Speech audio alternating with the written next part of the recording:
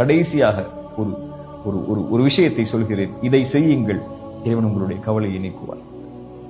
ரசூலுல்லாஹ் ஸல்லல்லாஹு அலைஹி வஸல்லம் செய்தது அபூ உமாமாவிற்கு, தன் மகளுக்கு கவலையில் வந்தவருக்கு மகிழ்ச்சி அடைவதற்கு ரசூலுல்லாஹ் சொல்லிக் கொடுத்த துஆக்கள். ரசூலுல்லாஹி ஸல்லல்லாஹு அலைஹி வஸல்லம் சொன்னார்கள், இறைவனுக்கு மிக விருப்பமான செயல் கவலையில் இருக்கக்கூடிய ஒருவனுடைய உள்ளத்தில் மகிழ்ச்சியை ஏற்படுத்துதல்.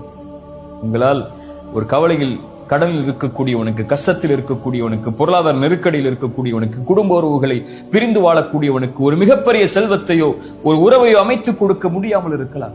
சென்று ஆறுதல் சொல்லுங்கள், அல்லாஹ் இருக்கிறான், அல்லாஹ்வை அழை, அல்லாஹ் உனக்கு இந்த பிரச்சனையை நீக்குவான். ரசூலுல்லாஹ் செய்தார்கள். சொல்லுங்கள், அல்லாஹ் ரப்புல் ஆலமீன் அதன் மூலமாக யாரோ இன்னொருடைய உள்ளத்திலே மகிழ்ச்சியை ஏற்படுத்தினால் அல்லாஹ் உங்களுடைய உள்ளத்திலே மகிழ்ச்சி ஏற்படுத்துவார். லா தஹ்சன் யா அஹி. உலக வாழ்வு இயல்பானது, மிக லேசானது. இது இன்றோ நாளையோ முடிந்துவிடும். ஆனால் நாம் நம்மை தயார்படுத்திக் கொள்ள வேண்டும் அதற்கு முன்னால் இறைவனை சந்திப்பதற்கு. லா தஹ்சன், கவலை கொள்ளாதீர்கள். அகூலு கௌலி ஹாதா அஸ்தக்ஃபிருல்லாஹ லீ வ லக்கும். அஸ்ஸலாமு அலைக்கும் வ ரஹ்மத்துல்லாஹி வ பரகாத்துஹு.